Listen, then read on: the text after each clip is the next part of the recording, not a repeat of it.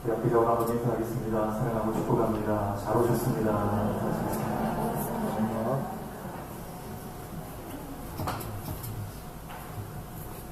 오늘 우리가 마가복음 8장 11절부터 26절까지 말씀 읽었습니다.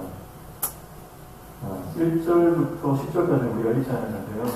1절부터 10절까지 보면은 실명이어의 사건이 등장하고 있습니다. 그리고 그 사건 이후에 지금 일어나고 있는 예수님과 바리새인들 그리고 예수님과 제자들에 관한 이야기가 이어지고 있는 것을 볼 수가 있습니다.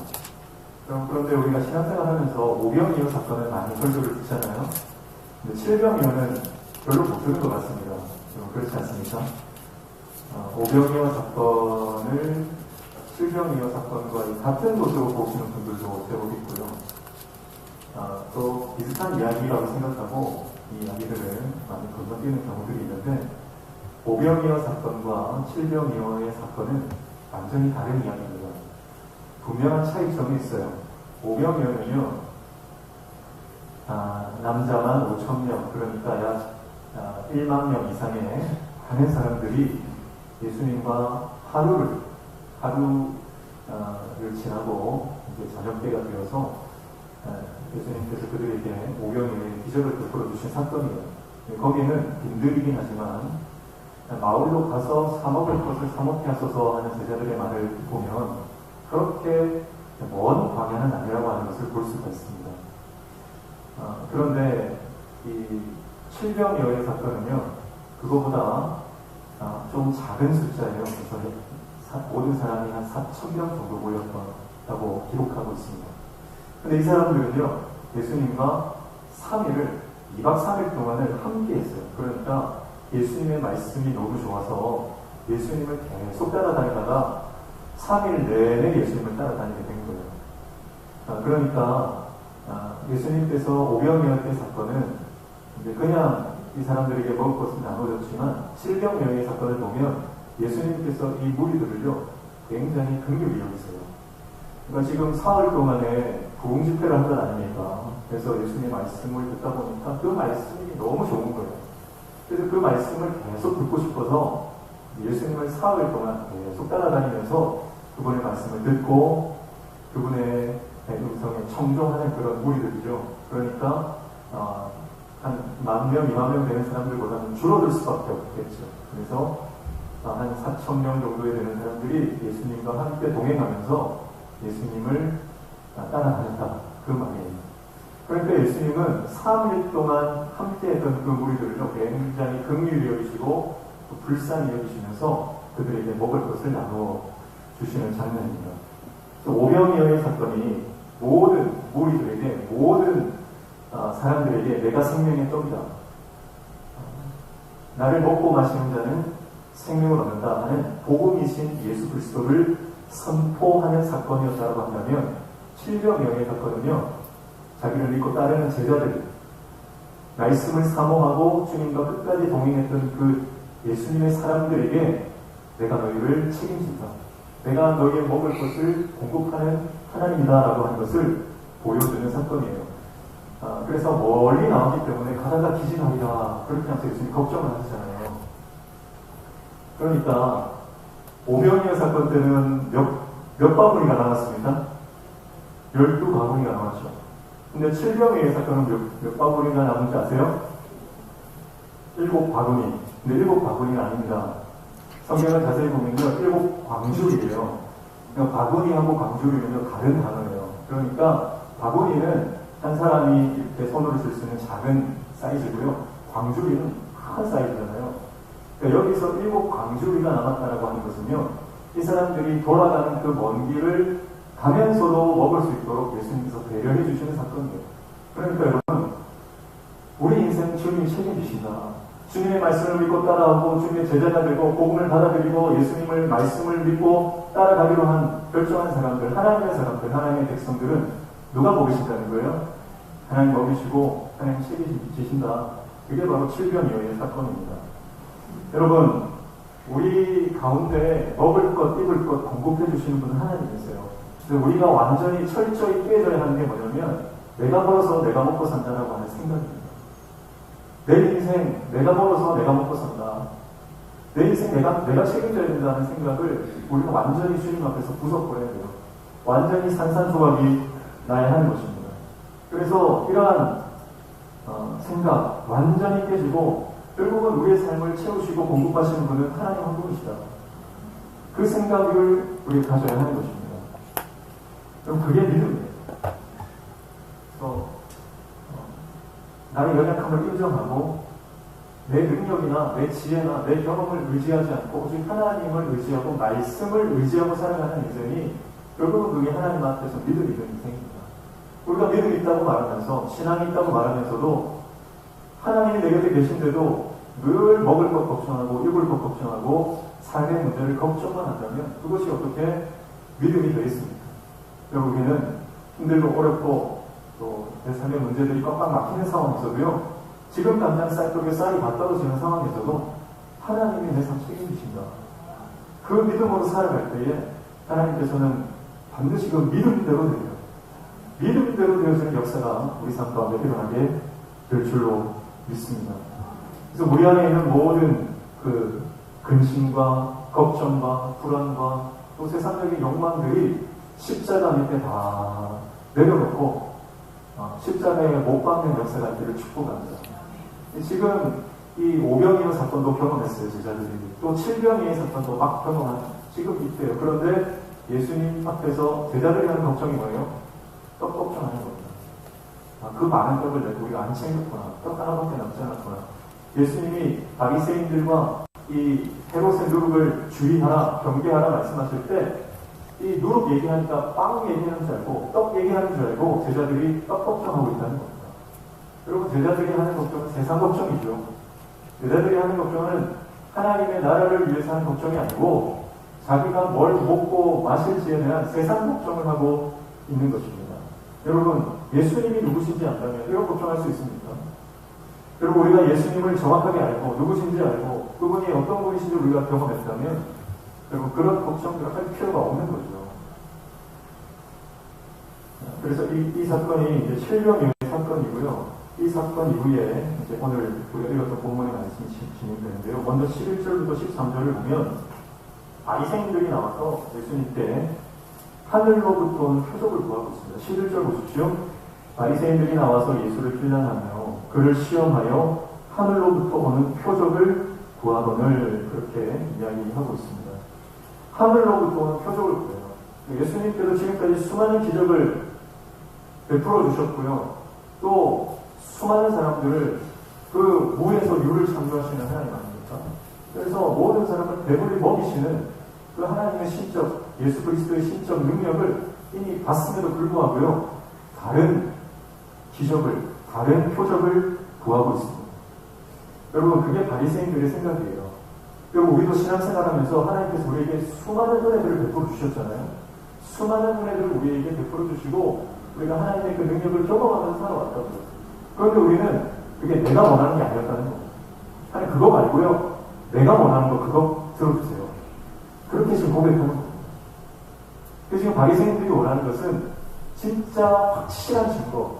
당신이 만약 하나님께서 보내신 하나님의 사자고 메시아라면 모세처럼 불기둥, 구름기둥 하나님께서 막 천둥과 우리의 소리 가운데 말씀하시는 그런 역사를 좀 보여달라.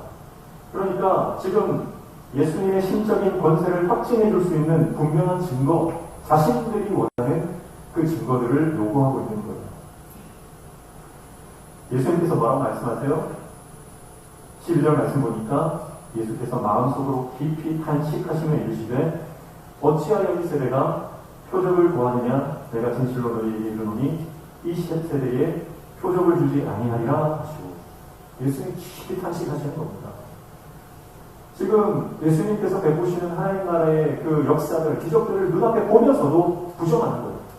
그 자기들이 그려놓은, 자기들이 인정하는 뭔가 특별한 기적이 일어나지 않으면 인정하지 않겠다.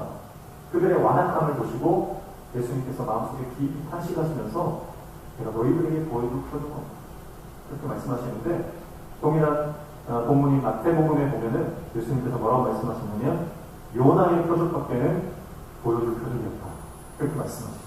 요나의 표적이라는 건 뭡니까? 그 두 가지 의미가 있어요. 요나의 표적이라는 것은 첫 번째는 요나가 하나님의 선지자임에도 불구하고 하나님께서 말씀하시는 말씀에 불순종한다.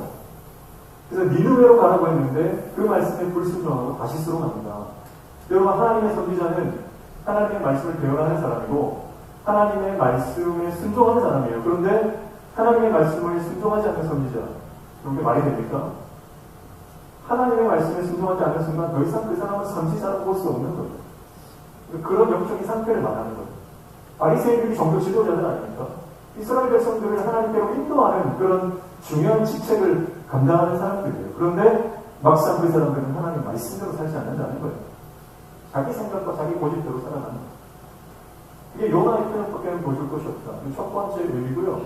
두 번째 더 깊은 의미는 뭐냐면 요나가 물고기 뱃속에 들어가서 3일 동안 있다가 뱃속에서 다시 3일 만에 나오게 되죠.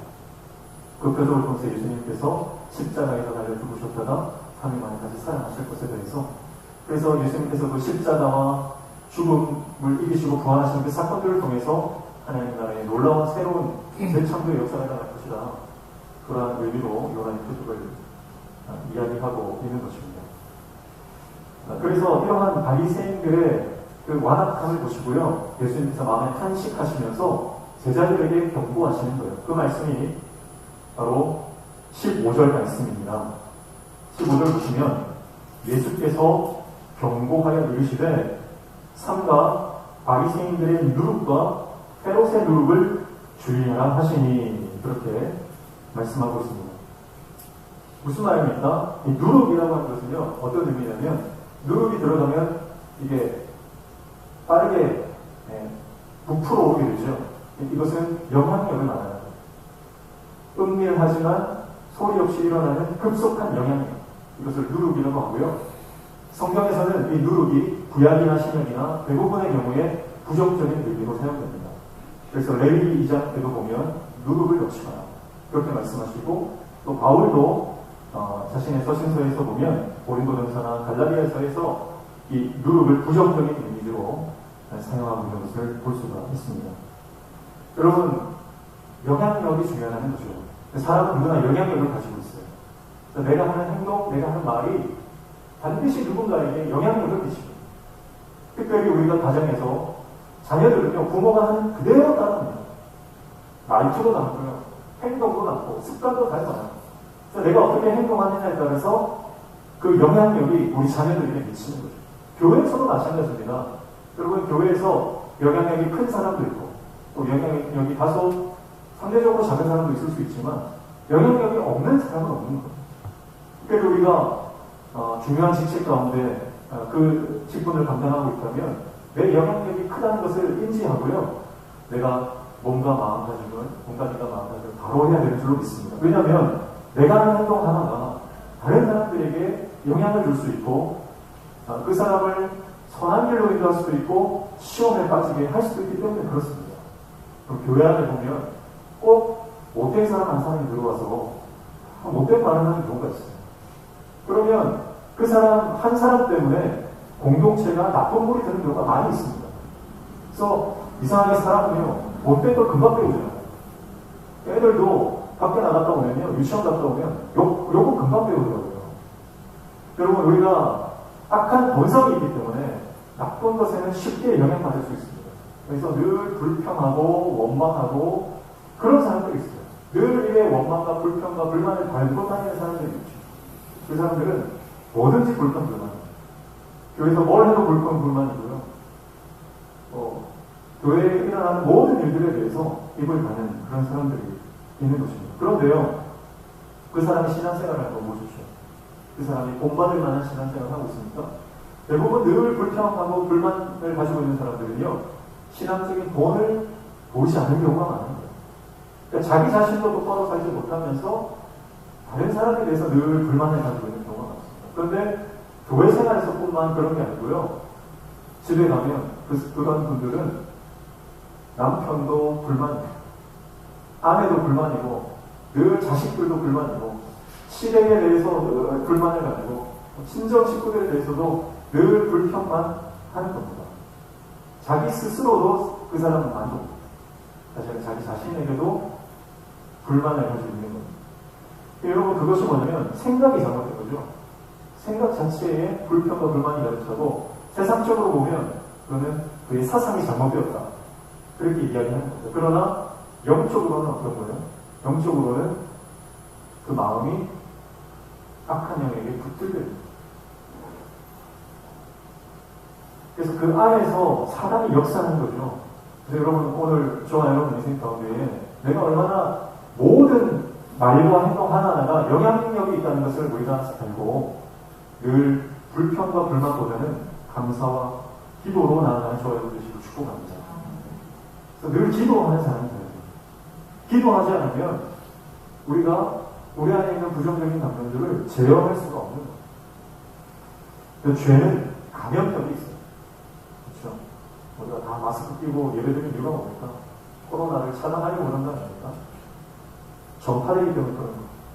그러나 이 마스크를 통해서 우리가 이 비말을 통해 전염되는 것을 우리가 막아주는 건 아니에요.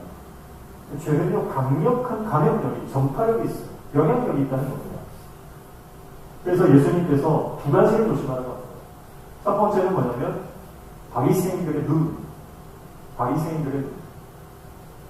이건 형식주의를 말하는 거예요. 바리새인들은 신앙 전체를 틀어지고 앉아서 신앙을 형식주의로 만들었거든요. 그래서 겉 모양만 중시하고요, 신앙의 핵심은 쏙 빼버리는 거예요. 외관만 중요시하고 모양만 중요시하고 신앙의 정신, 하나님의 그 말씀은 완전히 쏙 빼버리는 겁니다. 마태복음 23절 말씀을 보면 이렇게 말해요. 화 있을 진저 외식하는 서기관들과 바리새인들이여, 너희가 박하와 회향과 근체의 11조를 드리되 율법의 더 중한 바 정의와 긍휼과 믿음은 버렸구나. 그러나 이것도 행하고 저것도 버리지 말아야 할지니라. 이렇게 말씀합니다. 그러니까 이 바리새인들은요, 형식주의, 외식주의, 외관주의, 여기에 완전히 빠져가지고 늘 형식과 절차가 중요하다는 거예요. 형식과 절차가 중요해요. 예배의 본질보다 형식이 더 중요하고 신앙의 본질보다 신앙의 겉모습이 더 중요합니다. 그래서 이건 다 거품인 거예요. 이 거품을 걷어내고 나면요, 아무것도 남지 않는 거예요. 왜냐하면 그 안에는 신앙의 본질이 없어요. 근데 이 사람들이 얼마나 신앙의 그 겉모양을 중요시 여기냐면, 이 사람들은 박하와 회향과 근체의 11조를 드려요. 이 사람들은요, 뭐 음식에 양념도 있으면 양념도 10분의 1로 갈라가지고요, 그것도 하나님께 11조를 드릴 만큼 철저하게 신앙생활을 합니다. 그런데 하나님 볼 때는요, 그들은 형식만 남았지 뭐가 없다는 거예요? 중한 것, 더 중한 것, 정의와 긍휼과 믿음을 버렸다. 하나님 보실 때 중한 거는 무엇이 중요한지, 하나님 볼 때는 율법의 정신이 더 중요하다는 거예요. 율법의 정신이 뭡니까? 바로 하나님의 긍휼이잖아요. 하나님의 정의잖아요. 믿음이잖아요. 근데 그거는 다 무시하고 껍데기만 남은, 거품만 남은 신앙이다. 그렇게 이야기합니다. 여러분, 우리가 교회에서도요, 형식주의에 빠지면 안 됩니다. 형식주의에 빠졌다는 것은 다른 사람의 시선, 다른 사람의 이목에 지금 관심이 쏠려 있다는 겁니다. 그러니까 이 사람들은 금식할 때도 어떻게 금식합니까? 금식할 때도 사람들이 다 있는 곳에서 완전히 초췌한 모습을 해가지고 내가 금식하고 있네 하면서 표시를 내는 거예요. 여러분, 그러나 하나님께서는 그런 겉모양을 중요시하는 게 아니라, 체면 차리지 마라, 겉칠에 중요한 건 아니라 그런 거예요. 여러분, 우리가 교회에 와서 하나님 앞에서 기도할 때도요, 다른 사람 눈치 보면 안 돼요. 누군가가 간절하게 기도합니다. 그 사람들이 기도 안 하던 사람이 왜 그렇게 기도하나, 새벽 기도 안 하던 사람이 왜 또 새벽 기도 나왔나, 그러면 수근수근 거려요. 집에 무슨 일이 있는 것 같다, 뭐 문제가 있는 것 같다, 그러면서 기도하는 걸 방해하는 사람들. 기도를 할 때는요, 그 사람의 손을 중보하십니다. 절대 그거 가지고 입을 닫아요. 근데 더 안 좋은 게 뭔지 아세요? 내가 하나님 앞에 결단하고 기도를 하려고 하는데 누가 옆에서 뭐라고 하는 거예요. 그것 때문에 기도를 포기하는 게 더 안 좋아요. 여러분, 우리가 하나님의 은혜의 보좌로 나아가려고 하면 그것을 방해하는 악한 영이 반드시 공격을 하는 거예요. 그때 우리는 그것을 믿음으로 돌파하시기를 축복합니다. 그래서 내가 하나님 마음 주셔서 더 열심히 예배하고 더 간절히 기도하고 또 하나님 앞에 섬기고 봉사하려고 할 때 꼭 그것을 방해하는 요소들이 반드시 우리 안에 장애 물이 우리 안에 놓이게 돼요. 그때에 그것을 믿음으로 돌파하고 하나님 앞에 더 간절한 마음으로 그 예배와 기도 가운데 나아가는 저와 여러분 되시기를 축복합니다. 누가 뭐라도 그 상관이에요. 찬양할 때도요, 간절하게 손 들고 눈물 흘리면서 찬양하는 거예요. 다른 사람들이 뭐라고 하는 건 상관없어요. 왜냐하면 신앙은 하나님과 나의 관계이기 때문에 그렇습니다. 그래서 하나님이 주시는 마음이 있다면 그 마음으로 하나님 앞에 어떠한 형태는 상관없어요. 형식은 중요한 게 아닙니다. 내 마음이 중요한 거예요. 내가 뭐 무릎 꿇고 찬양하든 손을 들고 찬양하든 여러분 하나님이 받으시면 되는 거죠. 누가 왜 뭐라고 하면 상관이 없는 겁니다. 그리고 우리 안에 그런 진정한 마음이 정신이 말씀에 근거한 새롭게 회복된 마음이 있다면 그 다음에 겉모양도 중요해지는 거예요. 형식이 필요 없다는 건 아닙니다. 형식이 필요하죠. 그러나 그 안에 알맹이가 빠져 있다면 그것은 껍데기에 불과하다. 그 얘기를 합니다. 그래서 예수님께서 바리새인들의 누룩을 조심해라. 형식주의에 빠진 것 조심해라. 신앙의 본질을 잃지 마라. 그 말씀을 하고 있는 것입니다. 그리고 두 번째는 뭡니까? 헤롯의 누룩을 조심해라. 그렇게 말합니다. 헤롯의 누룩이죠. 이 헤롯의 누룩은 다른 말로는 사두개인의 누룩이라 이렇게 얘기해요. 마태복음에 보면. 왜냐하면 이 사두개인들이 이 헤롯 정권과 결탁을 했어요.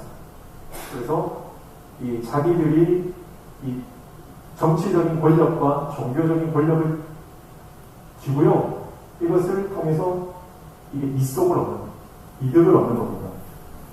그래서 사두개인들은 헤롯과 결탁해서 정치적 권력, 종교적 권력을 가지고 돈을 버는 것이 목적이 된 사람들이에요. 이 사람들의 목적은 돈입니다.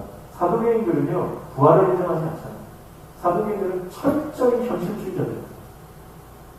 그들이 종교생활 하는 것도 사실은 이 땅에서 잘 먹고 잘 살기예요. 그러니까 그 기득권과 결탁을 하는 거죠. 여러분, 우리가 연결되어야 될 대상은 하나님 한 분이시고 있습니다. 다른 것과 연결되려고 하지 마십시오. 내가 어떤 유력한 사람과 연결돼서 내가 뭔가 얻을 수 있을 것 같죠.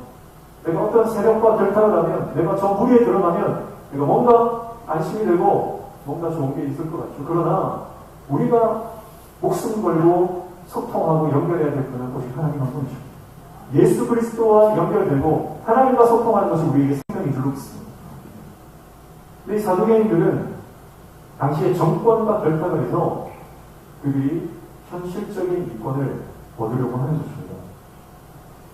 그래서 이제 대통령 선거도 이제 얼마 남지 않았는데요. 정치 권력이라는 걸 보이지 않습니까? 정치 권력이 이제 바뀌게 되면요, 기득권이 바뀌면 부도 함께 이동하는 거예요. 왜냐하면 그런 권력을 이용해서 자기의 이속을 찾는 사람들이 반드시 있기 때문에 그렇습니다. 또 당연히 권력을 따라서 돈은 이동하는 거예요. 그래서 정치 권력을 쥐면 예산권을 가지게 되죠. 그리고 나라 재정을 좌지우지하게 되기 때문에 한 정권이 탄생하면 부의 이동은 자연스럽게 일어나게 되는 거예요. 그래서 돈이 급속히 기존에 있던 권력에서 새로운 권력으로 이동하는 것이 되게 자본주의의 당연한 그런 일들입니다. 결국 헤롯의 누룩이라는 것은 돈을 탐하는 우리의 속내를 말합니다. 그걸 조심해야 해요. 물질주의, 성공주의, 그것을 경계해라 말씀하고 있는 겁니다. 결국은 먹고 마시고 입고 사는 문제, 그 문제에 대한 걱정과 염려를 다 내려가는 거죠. 우리 인생 가운데 근본적인 문제예요. 먹고 사는 문제, 돈에 대한 문제. 여기에 자유로운 사람이 별로 없어요. 우리가 신앙생활 한다고 하지만 이 돈의 문제에 걸려서 넘어지지 않는 사람이 별로 없습니다. 늘 이것 때문에 걱정하고 늘 돈 때문에 염려하는. 여러분, 그 모든 염려와 걱정을 십자가 밑에 내려놓으시고 축복합니다. 제자들이 걱정하는 건 그 큰 두 가지입니다. 형식주의, 열감주의, 이 외식주의에 빠지는 것, 그리고 먹고 마시는 것, 이 현실적인 문제에 걱정합니다. 그래서 지금 제자들의 모습은요, 예수님이 뭐라고 말씀하시냐면, 이 세상적인 걱정에 지금 떡 걱정에 빠져있는 제자들을 향해서 예수님께서 17절 말씀입니다. 함께 읽어보겠습니다. 시작. 예수께서 아시고 이르시되 너희가 어찌 떡이 없음으로 수군거리느냐, 아직도 알지 못하며 깨닫지 못하느냐, 너희 마음이 둔하냐, 그렇게 말씀합니다. 그래서 왜 알지는 못하냐, 왜 깨닫지는 못하냐. 예수님이 이렇게 말씀하시는 거예요. 내가 떡 5개를 가지고 5,000명에게 떼어줬다. 그리고 몇 번이나 나갑니다. 내가 떡 7개를 가지고 4,000명에게 떼어줬는데 그 조각이 몇 광주가 나갔냐. 내가 너희에게 떡을 줄 수 없느냐. 그런 나를 옆에 두고서도 왜 떡 걱정하고 있느냐. 예수님께서 말씀하면서 그들의 문제가 단순히 떡에 대한 걱정의 문제가 아니라 본질적인 영적인 문제라고 하는 것을 예수님께서 말씀합니다. 그래서 18절 보면 너희가 눈이 있어도 보지 못하며 귀가 있어도 듣지 못하느냐, 또 기억하지 못하느냐, 그렇게 말씀하시면서 21절 말씀에 이르시되 아직도 깨닫지 못하느냐, 그렇게 말씀합니다. 이 말씀은 제자들이 하는 걱정의 문제는 깨달음의 문제고 영적인 문제가 아니라고 합니다. 오늘 저와 여러분 인생 가운데에 오늘 예배를 통해서 우리의 영안이 열려지는 은혜가 축복합니다. 영안이 열려져요. 주님의 말씀이 깨달으셔야 돼요. 제자들은 주님의 말씀을 곁에서 들어도 깨닫지는 못합니다. 오늘 저와 여러분 마음이 주님의 말씀을 듣고 깨달아지는 은혜가 있기를 축복합니다.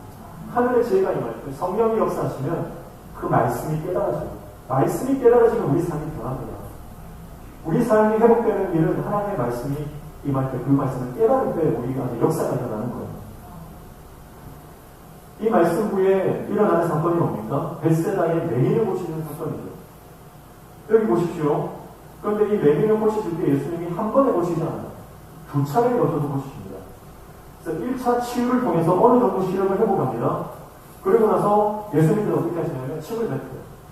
침을 뱉고 그에게 안수하시는데 처음 한 그 1차 치유를 통해서 24절을 보면 사람들이 보이나이다, 나무 같은 것들이 걸어가는 것이 보이나이다. 그러니까 희미하게 보이는, 뚜렷하게 뭐가 뭔지는 몰라요.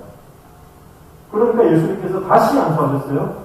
25절 보십시오. 이에 그분이 다시 안수하심에 그가 주목하여 보더니 나아서 모든 것을 밝히 보는지라 그렇게 말씀합니다. 그러니까 예수님께서 이 벳세다 맹인을 치유하실 때 2차 치유를 통해서 완전히 보게 하시는 사건을 볼 수가 있습니다. 여러분, 이게 뭐냐면 제자들의 상태를 말하는 거예요. 제자들이 지금 예수님과 함께합니다. 예수님을 믿습니다. 믿고 따라갑니다. 그런데 그분의 말씀을 듣기는 듣지만 확실하게 깨닫지 못하는 거예요. 다음 그 단락에 나오는 베드로의 고백이 뭐라고 하냐면 주는 그리스도시로 살아계신 하나님이라 고백을 하지만 진정한 메시아가 누구신지는 깨닫지 못해요. 언제 깨닫습니까? 예수님이 승천하시고 성령이 임할 때 깨닫습니다. 그래서 제자들의 깨달음과 보게 되고 더디기는 하지만 성령이 임하시고 난 이후에 반드시 그들이 밝히 보게 되는 것을 묘사하기 위한 그런 마가 저자의 의도적인 배치로 보여집니다. 여러분, 그러니까 처음 안수는 물세례다 이렇게 볼 수 있습니다. 두 번째 안수는 성령세례다 이렇게 볼 수 있죠. 처음 안수했을 때 상태는 제자들이 예수를 믿고 제자가 되었다는 사건. 그러나 예수님 말씀을 온전히 깨닫지는 못했습니다.